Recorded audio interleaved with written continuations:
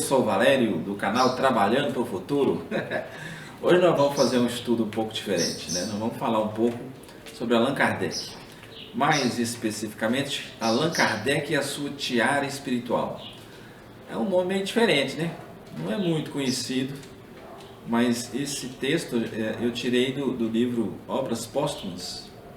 A bibliografia a gente coloca no final, na descrição do vídeo, né?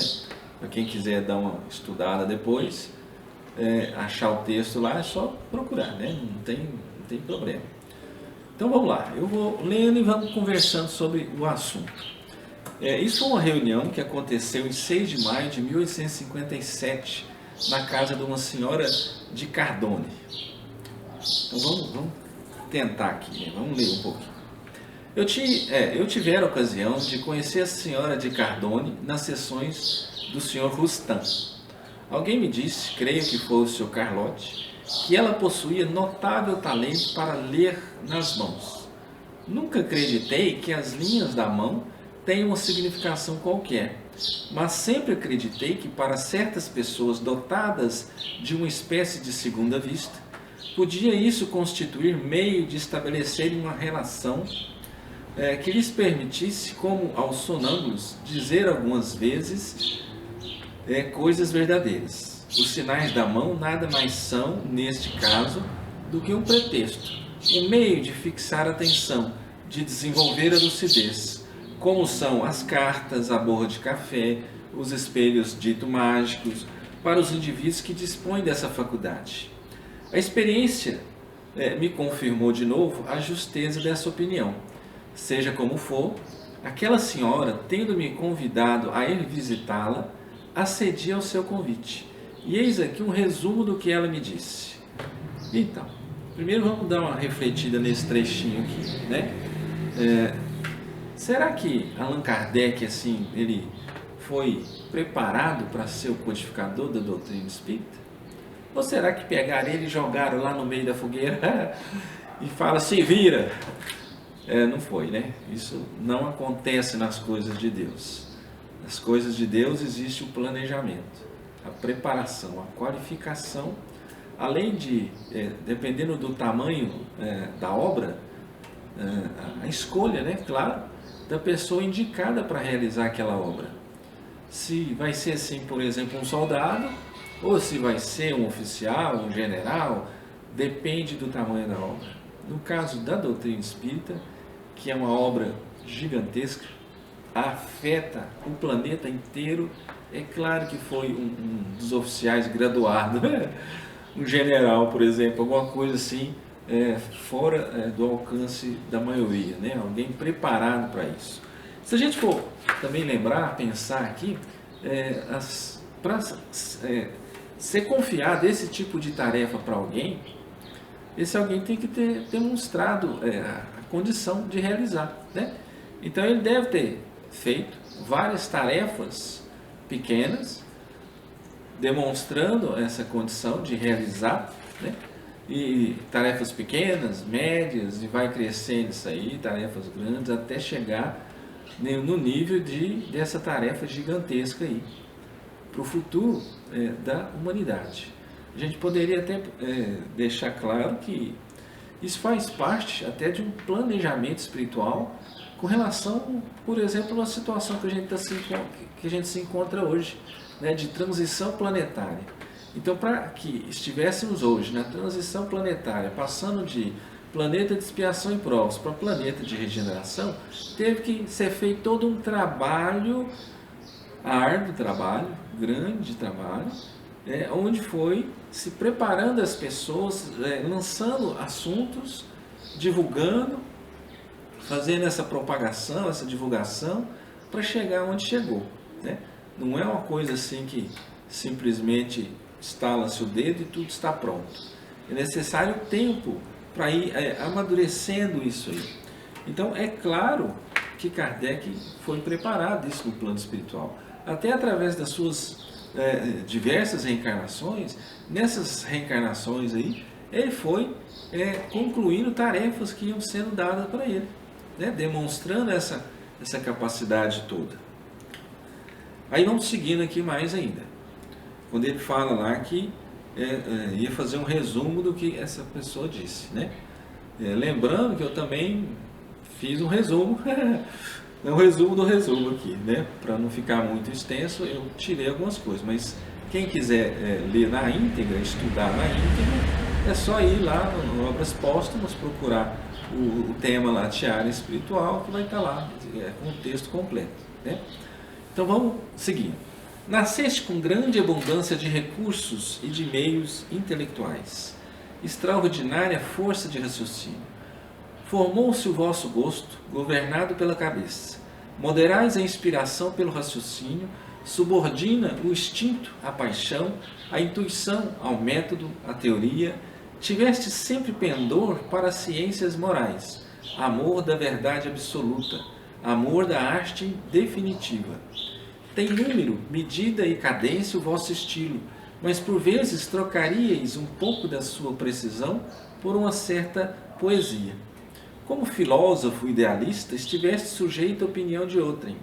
Como filósofo crente, experimentais agora a necessidade de formar seita. Benevolência judiciosa, necessidade imperiosa de aliviar, de socorrer, de consolar, necessidade de independência. Muito demoradamente vos corrigis da subitânea impulsão do vosso humor. Éreis singularmente apto para a missão que vos está confiada, porquanto o vosso feitio é mais para vos tornardes o centro de imensos desenvolvimento do que capaz de trabalhos insulados. Vossos olhos têm o olhar do pensamento.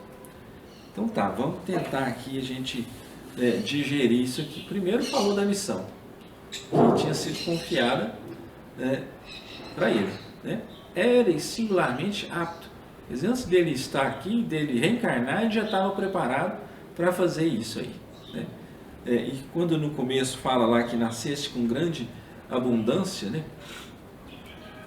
de conhecimento, de recursos intelectuais, quer dizer, ele em outras vidas foi construindo a condição que ele estava nessa existência de poder resumir, agrupar, colocar por assuntos de forma didática um conhecimento assim tão extenso e que sempre existiu na humanidade.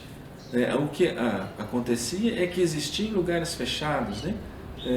Templos, a pessoa ficava 30, 40 anos estudando lá para depois poder ver se ia sair para fora ou não.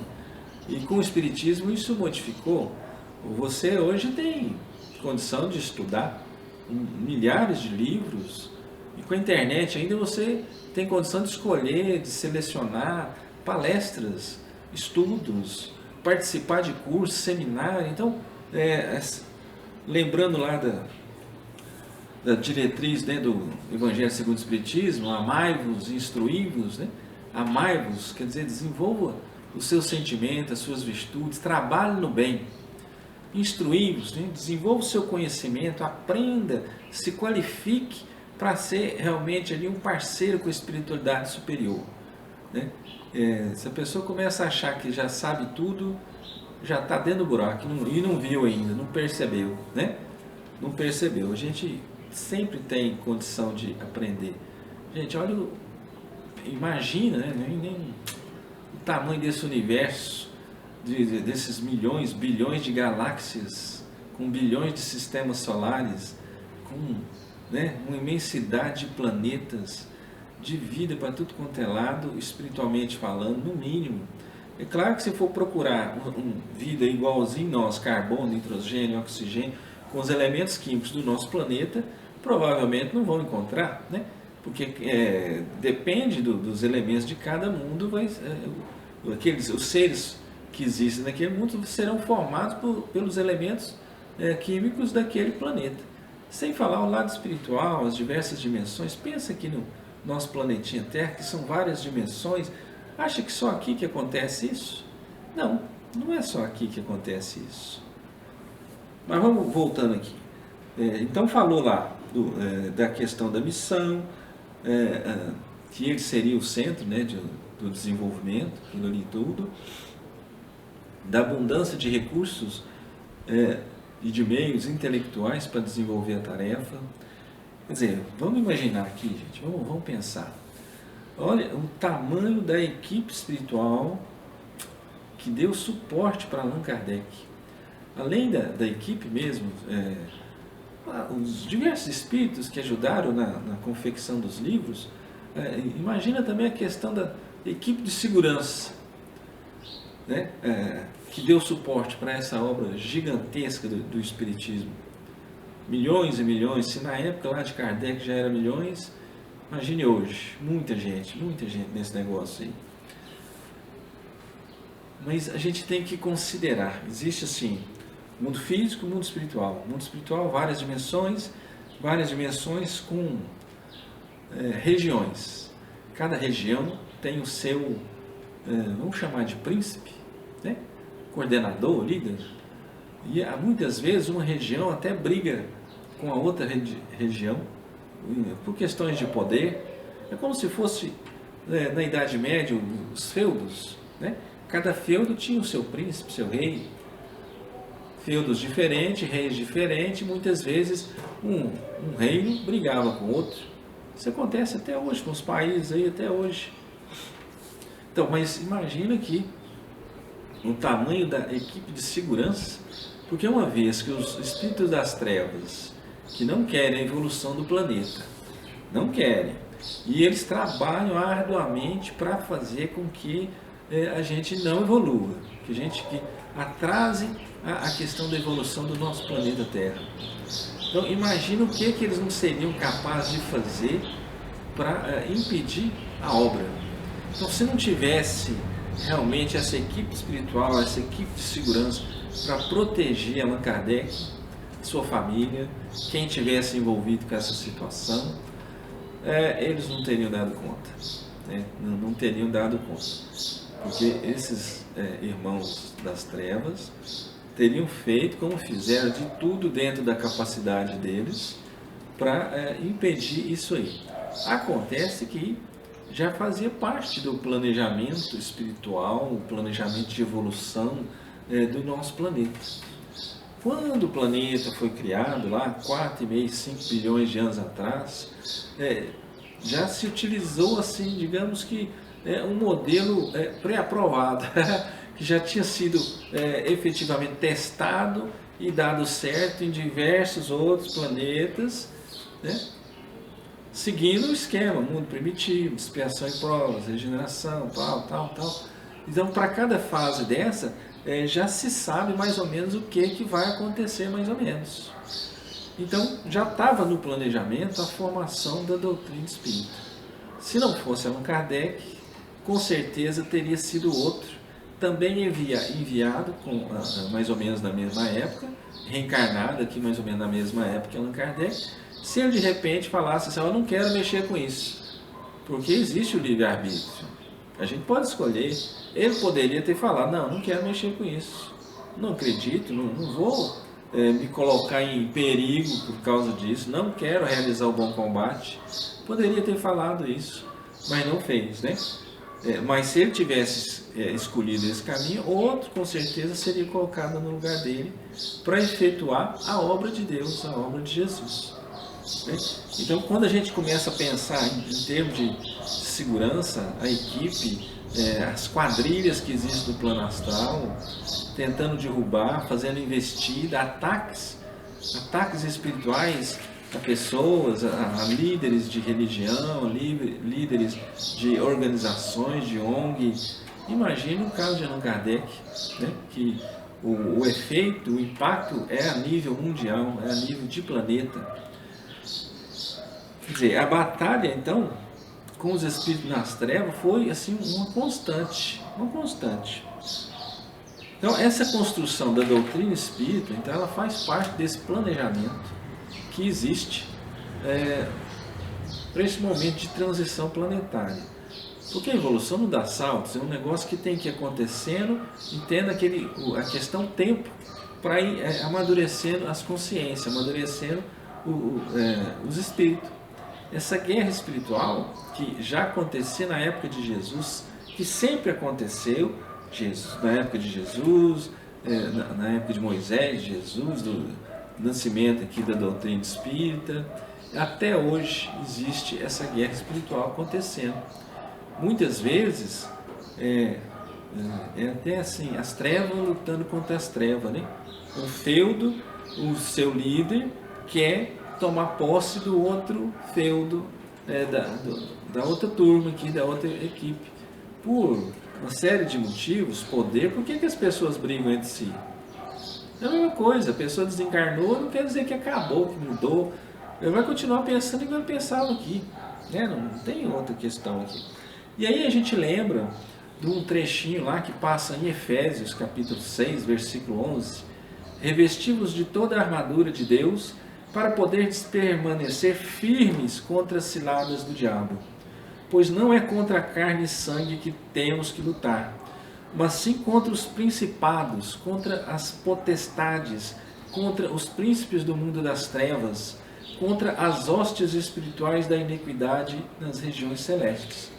Então aqui abre assim, esse trecho de Efésios, né, abre o nosso entendimento com relação de que não é só o mundo físico de pessoa com pessoa, tem toda uma organização no plano espiritual, organização que funciona, que treina, que prepara, que estuda, tanto para o lado negativo da força quanto para o lado positivo da força.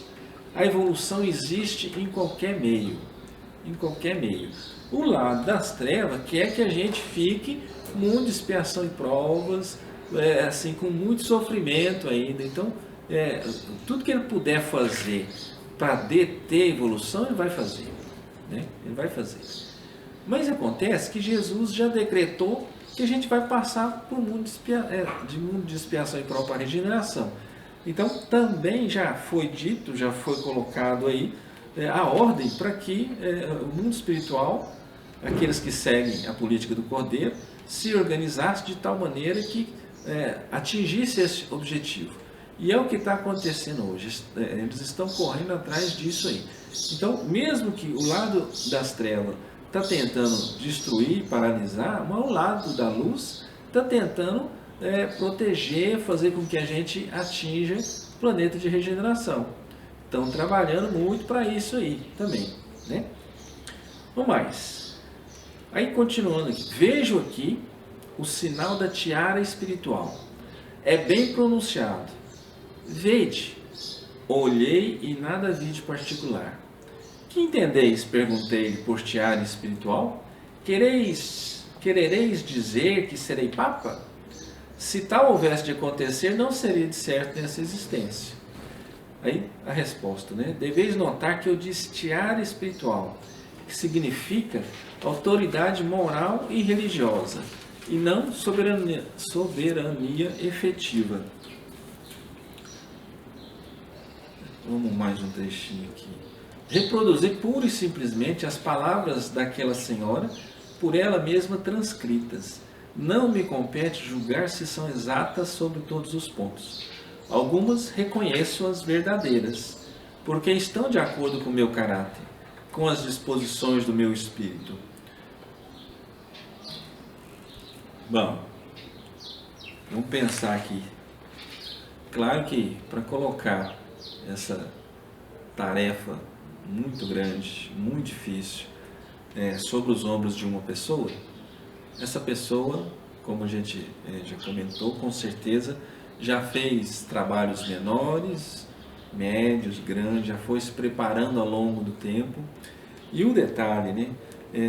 A gente demonstra, tem várias formas de demonstrar a nossa evolução ou o nosso atraso.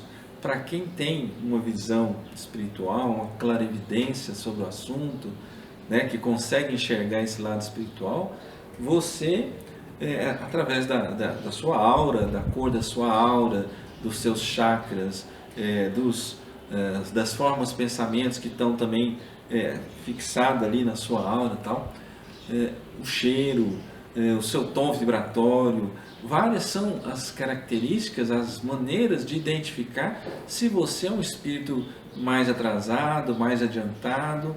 Então, com certeza, essa mulher que estava como que lendo a mão, na cabeça dela ela estava lendo a mão, na cabeça de Kardec. Ela usava esse processo para aumentar a concentração mediúnica dela e poder ver melhor o lado espiritual da coisa.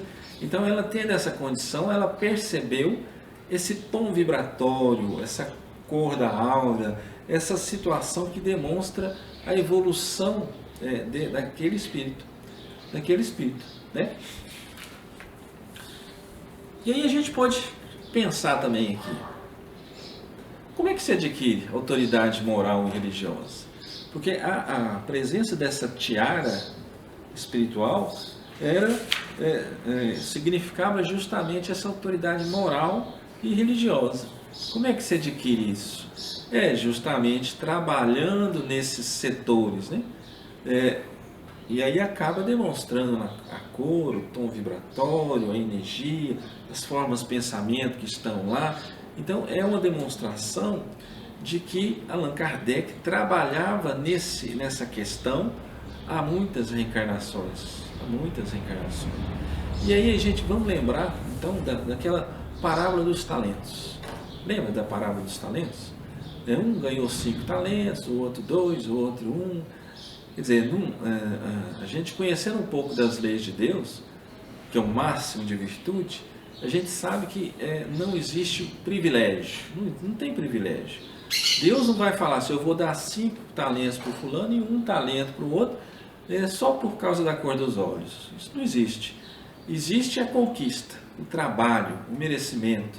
Existe aquela demonstração de condição, de capacidade, de pegar os talentos e fazer com que eles se multipliquem.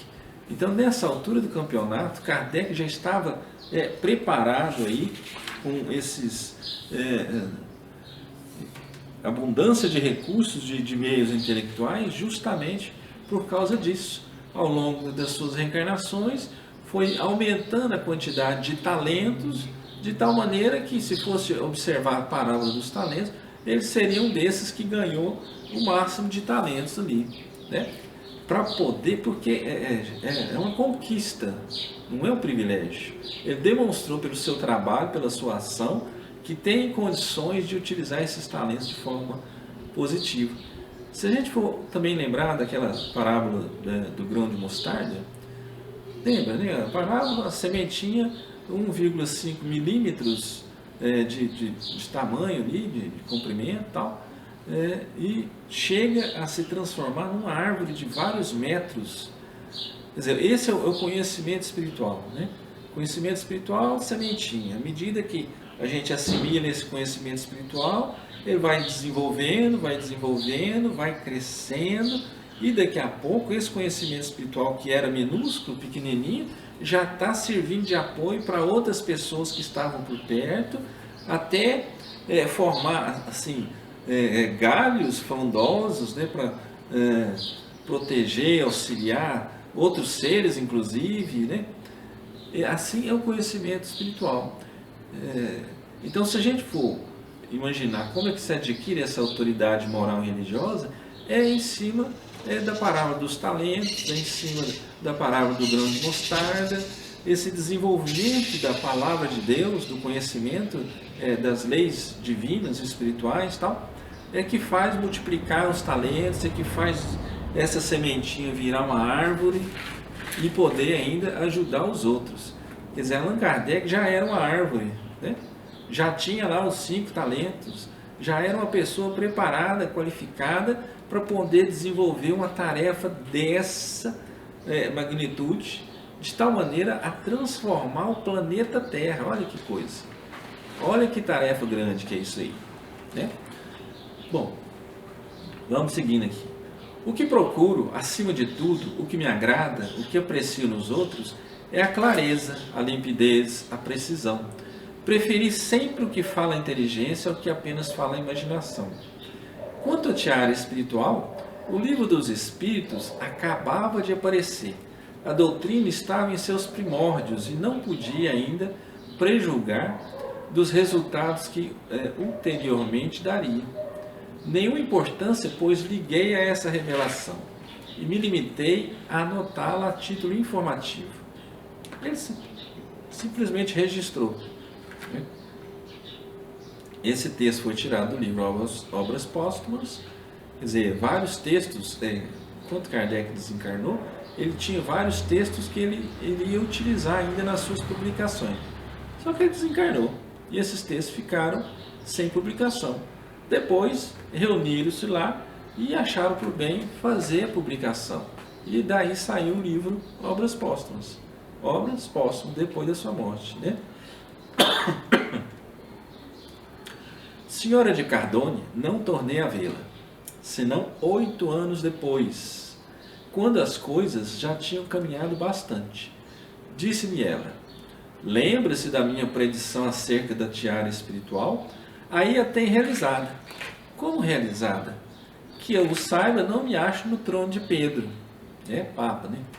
O senhor não é, de fato, o chefe da doutrina, reconhecido pelos espíritos do mundo inteiro? Não são os seus escritos que fazem lei? Não se contam aos milhões os seus correligionários? Em matéria de espiritismo, haverá alguém cujo nome tenha mais autoridade do que o seu? Os títulos de sumo sacerdote, de pontífice, mesmo de papa, não lhe serão dados espontaneamente? São, sobretudo, pelos seus adversários e por ironia, bem o sei. Mas nem por isso o fato deixa de indicar de que gênero é a influência que eles lhes reconhecem, porque pressentem qual o papel que lhe cabe. Assim esses títulos lhe ficarão. O Senhor conquistou, sem o buscar, uma posição moral que ninguém lhe pode tirar. Dado que sejam quais forem os trabalhos que se elaborem depois dos seus, ou concomitantemente com eles, o Senhor será sempre proclamado fundador da doutrina.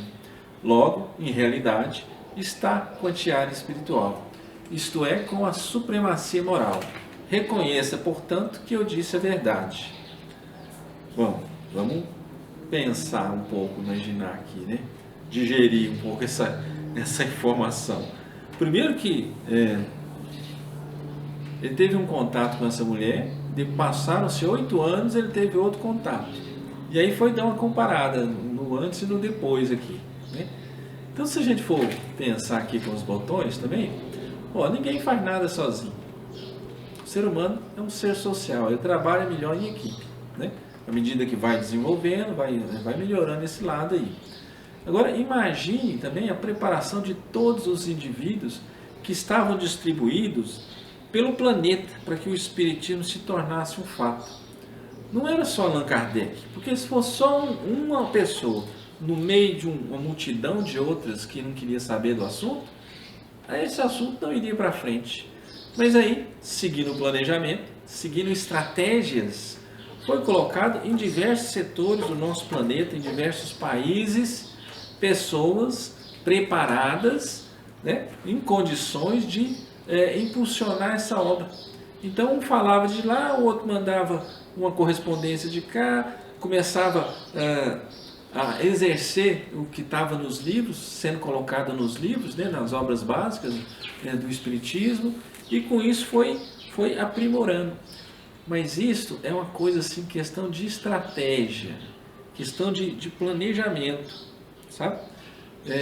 Se a gente for lembrar ainda do Evangelho segundo o Espiritismo, tem lá na introdução, no prefácio, um texto que fala assim: os Espíritos do Senhor, que são as virtudes do céu, qual imenso exército que se movimenta ao receber as ordens do seu comando, espalham-se por toda a terra, por toda a superfície da terra, e semelhante a estrelas cadentes, vêm iluminar os caminhos e abrir os olhos aos cegos. Pensa bem, se isso aí não é uma questão de planejamento, foi colocado até no prefácio da introdução do Evangelho segundo o Espiritismo, para demonstrar que existe toda essa organização, todo esse planejamento, definição de estratégias onde o exército das forças do bem estão trabalhando para realizar essas estratégias, né? Como, por exemplo, o desenvolvimento da doutrina espírita faz parte de uma estratégia para melhorar o nível dos espíritos que estão no nosso planeta, que a grande maioria são de espírito atrasado ainda, né? Mas que já estão em condições de melhorar, de sair um pouco dessa situação aí. E aí, vamos seguindo mais um pedacinho, né? Acredita agora mais um pouco nos sinais das mãos? Estou convencido, isso perguntou a senhora, né? Estou convencido de que se a senhora viu alguma coisa, não foi na minha mão, mas no seu próprio espírito. Quanto à tiara espiritual, como então lhe veio ela à mente? Pela intuição, pela inspiração, por essa espécie de presciência peculiar, à dupla vista, de que muitas pessoas são dotadas sem o suspeitarem. Sua atenção estava concentrada nos lineamentos da mão. A senhora fixou o pensamento num sinal em que outra pessoa teria visto coisa muito diversa, ou a que a senhora mesmo atribuiria significação diferente, se se tratasse de outro indivíduo. Então, aí encerra o trechinho que eu tirei lá do livro de Obras Póstumas, né? Então, se a gente for ainda pensar um pouco na questão da leitura das mãos, foi colocado lá assim, que é um mecanismo utilizado pelos médiuns para aumentar a concentração mediúnica, sendo que alguns nem sabem que possuem mediunidade, né? E só reforçando também que se Allan Kardec, com o tamanho de tarefa que é essa, de divulgação da doutrina espírita, se ele realmente desviasse por qualquer motivo, não quisesse, fosse fazer outra coisa, outros estariam prontos, porque já reencarnaram prontos para substituir nessa tarefa, né? Se um sai fora, o outro chega. Porque não vai colocar uma tarefa grande, pensa nas nossas empresas, não vai colocar uma tarefa grande em cima de uma pessoa, normalmente é em cima de uma equipe, né? E essa pessoa, dependendo do tamanho da tarefa, é claro que já realizou tarefas menores, já demonstrou a sua capacidade, já demonstrou a sua conquista, o seu merecimento. Então isso tudo é muito interessante. Também a gente frisou um pouco disso, porque não é um texto assim muito divulgado, né? Allan Kardec e a sua tiara espiritual. Mas serve como reflexão para a gente aí, né? Então, ajude a divulgar a mensagem do canal, né? Compartilhe com seus amigos e com quem gosta desse tipo de assunto. Se inscreva no canal, clique no sininho para receber as notificações. Toda semana será publicado um novo vídeo. Se una a nós, né? E vamos juntos trabalhando para o futuro. Gente, ajuda a divulgar a doutrina espírita, o conhecimento espiritual. Dessa forma a gente vai estar auxiliando na transformação do nosso planeta, né? Porque uma coisa é a pessoa achar que eu vou fazer escondidinho aqui, ninguém vai ver, não vai ter consequência. Outra coisa muito diferente é você tomar consciência de que existem as consequências. Tudo que você fizer vai voltar para você. Se você fizer coisas boas, volta as coisas boas. Se você fizer coisas negativas, vão voltar as coisas negativas. Então nada fica escondido e tudo tem consequência. Pense bem nisso, use bem os seus talentos, para não ficar sem os talentos, né? Dê o seu like, assista os outros vídeos do nosso canal.